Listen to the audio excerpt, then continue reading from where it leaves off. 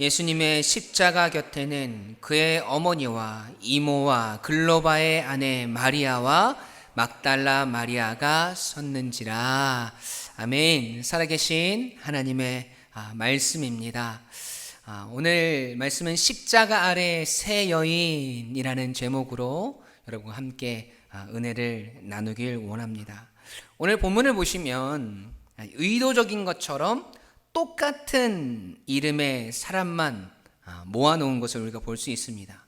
예수님의 어머니 마리아, 그리고 이모와 글로바의 아내 마리아, 그리고 막달라 마리아, 이 세 명이 지금 예수님의 십자가 아래에 있습니다. 이 세 명의 마리아가 십자가 곁에 와 있다는 이 정황을 성경은 우리에게 말해주고 있고, 이 예수님의 부활 후 처음 예수님을 만난 사람도 마리아로, 이 예수님의 십자가 사역과 관련하여서는 빼놓을 수 없는 이름이 바로 이 마리아라는 이름입니다. 이 마리아라는 이름이 왜 등장하고 있는가? 왜 이 세 명의 마리아가 십자가 아래에 있는 것일까요? 이 마리아라는 이름의 뜻은요, 쓴, 괴로움이라는 이 히브리어에서 파생되었습니다. 이 마리아라는 단어와 이 어근이 같은 단어가 구약에 등장하는데요, 바로 이 마라라는 단어입니다. 뭐라고요? 마라. 쓴, 괴로운, 같은 어근을 쓰고 있다는 거죠. 마라와 마리아가. 이 마라 어디서 많이 들어보셨지요? 어디에 등장합니까? 첫 번째 마라는 출애굽 사건에서 등장을 하지요. 이 이스라엘 백성들이 출애굽을 하고 홍해를 건너서 이 광야로 들어서서 3일 동안 물 한 모금 먹지 못하고 행진을 합니다. 그리고 나서 만난 곳이 이 마라라는 곳인데, 이곳에서 3일 만에 입에 댄 이 물이 어땠습니까? 썼어요. 굉장히 쓴 물이었다는 거죠. 그래서 쓰다 또는 괴롭다 라는 이 뜻을 지닌 마라라고 그것을 이름을 지었습니다. 하나님께서 쓴물을 주신 이유가 여러분 무엇일까요?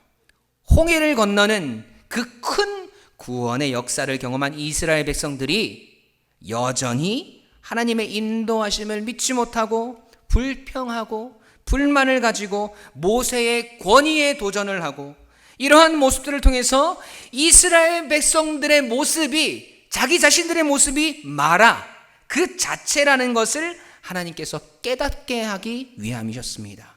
굴절되고 삐뚤어져 있는 그들의 마음 상태를 이 마라의 쓴물을 통해서 하나님께서 드러내는 것이지요. 그리고 두 번째 마라는 어디에 등장을 하느냐? 그동안 우리가 쭉 강해 설교로 이어왔던 이 룻기에 등장을 합니다. 룻기. 흉년을 피해서 이 엘리멜렉의 집안이 어디로 가게 됩니까? 모압 땅으로 건너가게 되죠. 그리고 그곳에서 망하여져서 돌아옵니다. 남편도 죽고 두 아들도 죽고 며느리 룻만 이 자신을 따라서, 나오미를 따라서 베들레헴으로 돌아오게 되는데, 이 고향 베들레헴에 다 들어설 무렵 이 나오미를 알아본 사람이 나오미의 이름을 부르죠. 당신 나오미 아니에요? 그랬더니 나오미가 이렇게 대답을 합니다. 룻기 1장 20절 말씀입니다. 함께 읽겠습니다. 시작. 나를 나오미라 부르지 말고 나를 마라라 부르라. 이는 전능자가 나를 심히 괴롭게 하심이니라. 아멘. 지금 나오미 이 자신의 상태가 어떻다는 것입니까? 기쁨의 뜻을 가진 나오미가 아니라 아무런 희망도 소망도 없는 이 괴로움 그 자체였다는 것이죠. 그래서 이 나를 마라라고 불러라 라고 한 것입니다. 나오미 한 사람의 인생을 통하여서 성경이 밝히고 싶은 것은, 그녀가 마라의 상태가 된 것은 현재 나에게 일어난 힘겨운 사건이나 상황을 통한 것이 아니라 이미 그 삶을 살아오면서 축적되어지고 정립되어 온, 굴절되고 삐뚤어진 우리의 마음 상태를 말해주고 있다는 것이죠. 소망이 없고 희망이 없는 상태. 그런데 중요한 사실 한 가지는 이 마라라는 단어의 어근과 이 마리아의 어근이 제가 같다고 말씀드렸죠. 그 말의 뿌리가 같다는 것입니다. 이 마리아의 이 히브리식 구약식 발음이 뭐냐면 미리암입니다. 미리암. 많이 들어보셨죠? 이 마라와 같은 괴로운이라는 뜻을 가지고 있고, 또 같은 어근을 사용하고 있는 이 미리암을 신약에 와서 헬라어로 발음을 하면 바로 마리아라는 이름이 됩니다. 그러고 보면 이 성경에는 이 아브라함이나 야곱이나 이 모세나 이 요셉처럼 주인공 같은 사람들 말고 이 마라라는 억울한 이름을 가진 사람도 참 많이 있습니다. 그렇지만 그래도 하나님의 말씀인데, 하나님을 온전히 믿고 따르면서도 억울한 것으로 끝나면 안 되지 않습니까? 어떻게 해서든지 하나님의 은혜로 그 삶이 바뀌는 내용이 등장을 해야 이 마라의 상태인 성도의 모습이 회복되고 치유되는 은혜가 있고, 그게 곧 성도의 삶이라고 할 수 있게 되는 것 아니겠습니까? 그래서 다시 한번 우리는 나오미의 삶을 한번 되짚어 보겠습니다. 이 나오미가 모압 땅에서 남편 엘리멜렉도 죽고 두 아들도 죽었으니 이제 나오미를 통한 직계의 모든 대가 끊어지게 생겼지 않습니까? 이건 나오미의 인생에서 저주와도 같은 사건이었죠. 그런데 룻이 아주 홈런성 타구를 치죠. 어떤 일이 벌어지나요? 아주 능력 있고 유력한 자였던 누구를 만납니까? 보아스라는 사람을 만나게 되는 겁니다. 그런데 이 남자와 결혼할 때 보아스라는 사람이 은총을 베풀어 주어서, 은혜를 베풀어 주어서 기업물을 자가 됩니다. 그리고는 모든 사람들에게 이렇게 이야기를 하죠. 내가 이 룻이라는 여자와 결혼을 할 것입니다. 지금 장모가 될 나오미의 남편인 엘리멜렉도 죽었고 그 두 아들도 죽어서 대가 끊어지게 되었습니다. 그렇지만 룻이 나와 함께 결혼하여서 아들이 생기면 그 아들은 나의 대를 잇는 것이 아니라 그 죽은 형제들 엘리멜렉과 그 두 아들의 대를 이어주는 자가 될 것입니다 라고 선포하죠. 대가 끊어지고 완전히 망하여졌던 집안이 보아스라는 유력한 자의 은혜를 통해서, 은총을 통해서 다시 살아나게 되는 것입니다. 기쁨과 희락의 이름의 뜻을 가지고 있는 이 나오미는 그녀의 힘들었던 삶으로 인해서 인생이 완전히 바뀌어져서 비참한 존재가 되었습니다. 더 이상 기쁨이 아니라 이제는 괴로운 사람, 마라가 되었다는 거죠. 이제 더 이상 어떠한 희망도 없다는 의미를 담고 있죠. 더 이상 희망도 없고 바라볼 곳도 없는 포기 상태라는 겁니다. 그런데 이렇게 완벽하게 주저앉혀진 삶이 하나님의 개입하심으로 뒤바뀌어지는 겁니다. 보아스라는 능력 있는 남자가, 유력한 자가 은총을 베풀어 주어서 이 보아스와 룻이 낳은 아이를 나오미에게 주면서 이제 이 아이를 통해서 당신의 가문의 대가 이어지게 됩니다 라고 말할 수 있는 그러한 축복된 상황이 되어진 거죠. 그렇게 하나님은 축복의 길을 열어주셨습니다. 그 자녀의 이름이 어떻게 되느냐? 오벳이고, 오벳의 아들은 이새이고, 이새의 아들은 다윗 왕입니다. 자, 그럼 이제 이 마라의 비밀을 우리가 좀 풀어보도록 하죠. 마라의 뜻이 무엇인지 아시죠? 뭐라고요? 쓰다, 고통, 괴로움, 이러한 뜻입니다. 첫 번째 이 마라는 출애굽 당시에 홍해를 건너고 3일 만에 만나게 하신 곳에 물이 써서 그곳의 이름을 마라라고 했다고 했죠. 얼마나 물맛이 고통스러웠는지 이름을 마라, 즉 고통, 쓴이라고 할 정도였다는 겁니다. 그런데 그 쓴물의 문제가 어떻게 해결됩니까? 그 쓴물이 어떻게 단물로 변하여질까요? 출애굽기 15장 25절 말씀입니다. 함께 읽겠습니다. 시작.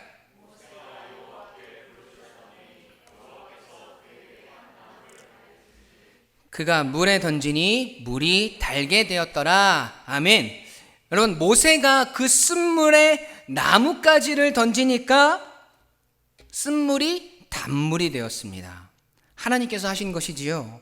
그래서 이스라엘 백성들은 그 고통에서 벗어나게 되는 겁니다. 그런데 여러분, 이 나뭇가지가 상징하는 것이 무엇일까요? 바로 예수님입니다. 바로 예수님의 십자가를 상징하는 겁니다. 그들의 문제와 아픔과 고통의 내용들이 결국 누구를 통해서 해소되고 회복되느냐? 바로 예수님을 통해서라는 겁니다. 두 번째 말하는 나오미를 통해서죠. 여러분, 나오미는 그녀의 삶은 이제 더 이상 이 기쁨의 인생이 아니라 고통의 인생이라고 이야기하면서 자신의 이름을 마라라고 부르라고 했습니다. 그런데 그의 인생이 회복됩니다. 어떻게 해요? 룻기 2장 20절 말씀입니다. 함께 읽겠습니다. 시작.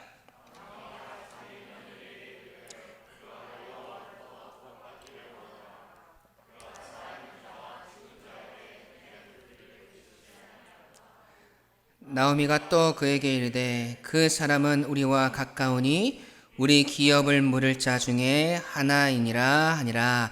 아멘.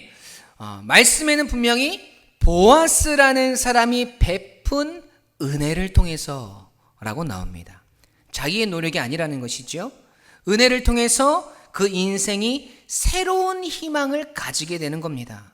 그래서 끊어졌던 대가 이어지게 되고, 그리고 그 대를 통해서 결국에는 다윗 왕이 등장하게 되고, 그 왕으로부터 예수 그리스도까지 이 땅에 오시게 되는 놀라운 축복의 통로가 되어진 겁니다.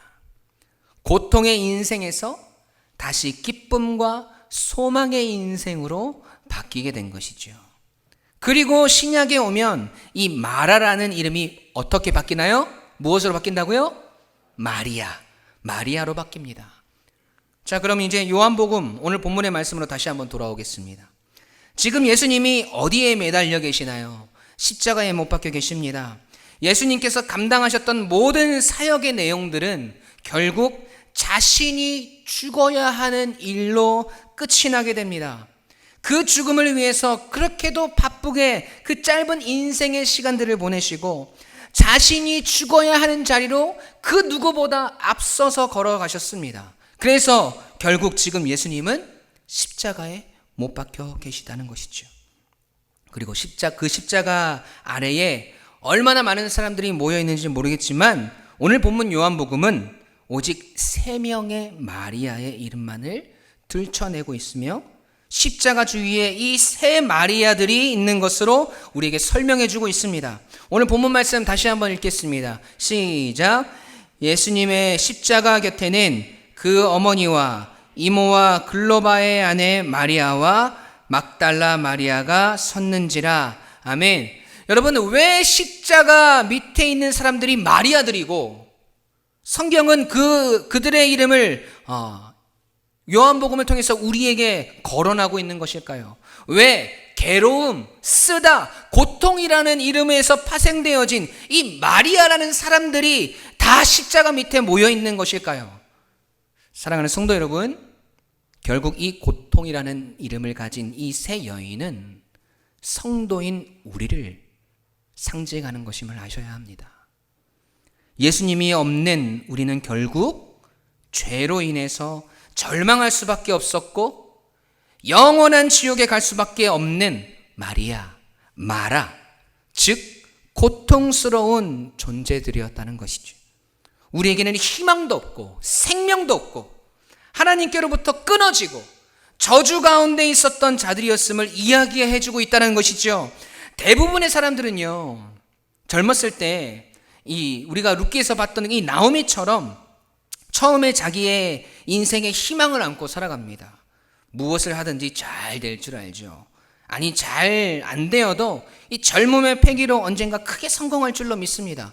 자기 마음대로 자기가 기뻐하는 일을 하고 하면 되고 이 자기 의지대로 살면 되는 줄 알았습니다. 그래서 기쁨이 있는 줄 알았고 모든 것이 잘 되는 줄 알았습니다. 희망이 있었다는 것이죠. 그런데 인생을 살다 보니까 이곳 저곳에서 고통이 넘쳐납니다. 배신도 경험하게 되고 인생의 쓴맛도 보게 됩니다. 바락바락하고 살아왔는데 매달려보고 징징대도 봤는데 그 인생의 희망이 되고 기쁨이 되는 게 뭐 특별한 게 별로 없다는 것을 깨닫게 됩니다. 희망이 사라지는 것이죠. 그래서 선포합니다. 내 이름을 이제는 기쁨이라고 부르지 말고 고통이라고 불러라. 그런 시점을 경험하게 된다는 것이죠. 그러다 인생에서는 원망만 쌓이고 희망이 사라져 갑니다. 우리의 상태가 마리아가 되어진다는 것이죠. 몇 해 전이었던 것 같은데요. 경기도 분당에 있는 한 30대 여성이 15층 아파트에서 7개월 된 딸 아이를 데리고 투신했습니다. 딸 아이는 그 자리에서 숨지고 어머니는 숨이 붙어 있지만 의식 불명의 상태가 되었습니다. 제가 결혼을 하기 전에는 그런 모습을 보면서 뭐 저런 엄마가 다 있는가 라고 했을 겁니다. 그런데 제가 자식을 키워보니까 저럴 수도 있겠구나 라는 생각이 들더라고요. 저도 사실 우리 딸아이가 어릴 때 막 이유 모르게 하루 종일 밤새도록 보채고 징징대고 울고 그래서 너무 미워서 땅바닥에는 못 던지고 소파에다가 살짝 쿵 놔둔 적이 있어요. 저희 이 분노를 풀기 위해서. 오해는 마십시오. 지금은 아주 사랑하고 하나님 앞에 무릎 꿇고 크게 회개했습니다. 여러분, 제가 그 뉴스를 보면서 예전에 저의 모습이 탁 떠오른 거예요. 그리고 불현듯 저의 머리를 스치는 생각이 있었습니다. 나도 예수님 안 믿었으면 저렇게 될 수 있었겠구나. 나도 어쩌면 벌써 죽었을 수도 있겠구나. 여러분, 무엇이 저와 여러분을 살린 것입니까? 바로 예수 그리스도, 예수님의 십자가가 우리를 살린 것입니다. 그러면서 주님이 하시는 말씀이 무엇인가요? 십자가 앞으로 나오라. 수고하고 무거운 짐자들아 다 내게로 나오라. 우리 사랑하는 성도님들은 어떠신가요? 삶을 살아가다 보면 참 어려운 일, 또 자녀에 대한 문제들, 미래에 대한 문제들, 풀리지 않는 여러 가지 문제들, 건강에 대한 아픔들, 또 틀어진 인간관계 가운데서 받은 상처들, 말 한마디에 상처받고 힘들어하고 며칠을 잠도 못 자는 나의 모습을 여러분 발견할 때가 있지 않습니까? 그러면서 혼자 참 많이 아파하시고 힘들어하셨지 않습니까? 그 모진 세월 다 이겨내고 버티셔서 지금 여기까지 오신 것이지 않습니까? 여러분, 우리 학생들, 우리 젊은이들은 어떤가요? 학업에 대한 문제들, 앞으로 진로에 대한 문제들, 우리 학생들도 나름대로의 인생의 힘듦과 고달픔들과 아픔들이 다 있다는 것이죠. 그래서 우리 모두는 각자의 상황 가운데서 지금 우리의 이름이 이아무개라고, 김머식이라고 부르지 말고 차라리 이 고통, 김아픔, 박힘듦 그렇게 불러라고 하고 싶을 때가 있지 않습니까? 나를 그냥 마라라고 불러라 라고 하고 있는 것이지요. 그런데 지금 그 이름을 가진 여인들이 여러분 어디에 있나요? 그것이 중요합니다. 그 고통의 이름을 가진 여인들이 지금 어디에 있습니까? 예수 그리스도의 십자가 아래에 있습니다. 더 중요한 것은 혼자 있지 않고 똑같은 괴로움, 고통, 쓴이라는 이름을 가진 여러 사람이 십자가 아래에 함께 있다는 것이죠. 지금 우리의 모습과 닮아 있지 않습니까? 그 아픔과 고통을 가진 우리가 지금 함께 십자가 아래에 있지 않습니까? 그 십자가 아래에 우리가 있을 때 여러분, 나만 혼자 울고 있는 것이 아니라, 나만 혼자 괴로워하는 것이 아니라 나와 함께 주님 바라보며 함께 주님 붙들고 있는 다른 마리아들을 발견하게 된다는 겁니다. 여러분, 이곳이 바로 교회입니다. 김아무개 집사님, 박아무개 학생, 이아무개 성도님, 그들과 함께 부둥켜 안고 우리를 위해 십자가에 못 박히신 주님을 함께 바라보며 그 십자가의 보혈의 피로 우리를 구속하신 그 은혜와 사랑에 감사하며 함께 살아가는 것. 그렇게 주님은 우리를 구원에 속한 하나의 공동체로 묶어주셨습니다. 여러분, 그 십자가 아래에서만 우리의 고통이, 우리의 아픔이 소망으로, 기쁨으로, 구원으로 바뀝니다. 주님께서 온전한 고난을 짊어지시고 완전한 구원을 이루심으로 우리는 죽음에서 생명으로 다시 옮겨지게 된 줄로 믿습니다. 여러분, 이제 다음 주가 부활주일이에요. 그리고 다음 주간은 많은 교회들이 고난주간으로 지킵니다. 특별 새벽 기도회도 하고요. 금식도 합니다. 여러분, 우리 교회는 뭐 없나요? 뭐 있습니다. 저희 교회는 다음 주 한 주간 교회 공사를 합니다. 고난주간에 주님의 교회가 더 아름답게 세워져 갈 것입니다. 함께 기도해 주시고 여러분 함께 동참해 주십시오. 우리가 능력이 있어서 재정이 넉넉해서 이 일을 행하는 것이 아닙니다. 주님께서 길을 열어주셨고 이 일들을 통해서 하나님의 수많은 역사와 회복들을 보게 하셨습니다. 고통의 자리에서 영광의 자리로, 아픔의 자리에서 감사의 자리로 성도의 온전한 삶을 이루어 주셨듯이 우리 유광침례교회도 그 은혜의 역사를 이루게 하실 것입니다. 여러분, 고난주간에 우리가 이런 일들을 한다고 해서 저는 우리가 주님의 고난에 동참하는 우리의 헌신이고 드림이고 하나님 앞에 바치는 것이라고 말하고 싶지 않습니다. 주님의 고난에 동참한다? 여러분, 이 표현 자체가 사실은 성경적으로 신학적으로 맞지 않습니다. 여러분, 고난은 누가 온전히 받으셨나요? 고난은 우리 예수님께서 온전히 다 받으시고 주님 홀로 다 당하시고 이루셨습니다. 여러분, 그래야 우리가 온전한 구원을 이룰 수 있는 것입니다. 이 고난에 우리가 동참이라고 말하는 헌신과 참음과 절제와 우리의 어떤 행동과 의가 침투에 들어간다? 주님의 완전한 고난과 주님의 구원과 주님의 은혜를 방해하는 것이 됩니다. 여러분, 주님의 고난은 주님이 온전히 다 받으시고 주님이 다 이루셨습니다. 그렇다면 우리는요, 아무것도 할 것이 없는가? 아니요, 있지요. 주님의 그 십자가 아래에서 주님 바라보고 있는 거. 그 십자가 아래에서 눈물을 흘리며 우리를 위해 고난당하시고 지금 십자가에 매달려 계신 주님을 바라보며 온전한 성도의 감사와 찬양을 올려드리는 것. 여러분, 온전한 구원을 이루어내시기 위해 십자가를 지신 주님과 그 십자가 아래에서 함께하고 있는 우리 성도의 모습이 우리 유광침례교회의 모습이어야 합니다. 여러분, 저의 이 마음을 아셨는지 제가 존경하는 선배 목사님 임진만 목사님이라는 분께서 이런 글을 올려주셨어요. 제가 이 글을 토시 하나 틀리지 않고 읽어드리겠습니다. 제목이 이래요. 주님의 고난에 동참하지 맙시다. 고난주간이 다가오고 있습니다. 고난주간은 사순절의 마지막 주간입니다. 사순절을 지키는 교회가 있고 고난주간만 지키는 교회가 있습니다. 사순절은 처음에는 주님의 죽으심과 부활 동안의 시간을 40시간으로 계산해서 40시간 동안 금식하는 것으로 지켰습니다. 그러다가 시간이 점점 길어지더니 40일로 정착된 것입니다. 사순절이 개신교적이지 않다고 해서 사순절을 금지한 교단도 있습니다. 침례교 안에서도 사순절을 지키는 교회가 있고 고난주간만 지키는 교회가 있습니다. 칼빈은 사순절 행사에 대하여서 미신, 공로사상, 위선적인 금식, 사순절 행사 등은 위험한 것이다 라고 기독교 강요에 말하고 있습니다. 사순절이 시작되기 전에 사육제라는 것을 합니다. 사순절에 고기를 먹을 수 없으니 시작되기 전에 실컷 먹고 사순절을 맞이하는 겁니다. 그게 축제로 변질되었습니다. 사순절을 잘 버티기 위해서 사육제를 하는 겁니다.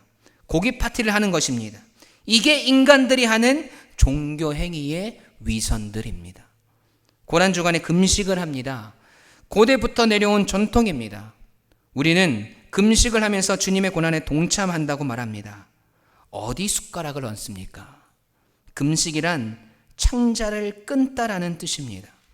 음식물로부터 공급되는 힘을 의지하지 아니하고 하나님으로부터 오는 힘만 공급받겠다는 믿음의 고백입니다. 그런데 어떻게 우리가 주님의 고난에 동참을 합니까? 주님의 고난은 온전히 주님의 것입니다. 나의 알량한 배고픔으로 주님의 고난과 함께 했다는 표현을 함부로 써서는 곤란합니다. 고난주간에 금식을 하지 말란 소리냐고 반문하실 수 있습니다. 하십시오. 대신 고난에 동참한다는 말씀은 하지 마시고 구원은 온전히 주님으로부터 왔다라는 고백의 차원으로 하시기 바랍니다. 사랑하는 유광침례교회 가족 여러분, 구원은 주님께서 온전히 이루셨음을 믿으십니까? 주님이 계획하시고 이루시고 부활의 영광으로 우리에게 나타나셨음을 확신하시나요? 우리는 그 주님의 십자가 아래에서 새 마리아처럼 우리의 고통, 우리의 아픔, 쓰디쓴 마라 같은 우리의 인생을 오늘도 구원의 기쁨과 부활의 소망으로 바꾸신 그 주님을 바라보면서 묵묵히 우리에게 맡겨주신 그 사명과 믿음의 길을 걸어가는 우리 모든 유광침례교회 가족들이 되어야 할 줄로 믿습니다. 여러분, 우리의 믿음은 특별한 때에만 나타내고 증거하고 증명되는 것이 아니라 우리의 매일의 삶에서 우리를 구원하신 주님의 그 완전한 고난과 피 흘리심과 십자가의 사랑과 은혜를 기억하며 성도로서의 삶을 오늘도 매일매일 충실히 살아내는 것, 주님을 닮은 겸손의 자리로 오늘도 내일도 나아가는 것, 주님께서 우리에게 맡겨주신 사명을 끝까지 완성해 나가는 것인 줄로 믿습니다. 날마다 그러한 성도의 삶을 살아가는 우리 유광침례교회 모든 가족들이 되시길 소망합니다. 여러분, 그것이 십자가 아래에 있는 새 마리아, 고통의 이름이지만 구원의 주님과 함께 날마다 소망과 희망과 기쁨과 축복과 역사를 맛보는 우리의 삶이 되리라 확신합니다. 아멘. 우리 시간 그 은혜와 사랑을 기억하며 함께 찬양했으면 좋겠습니다.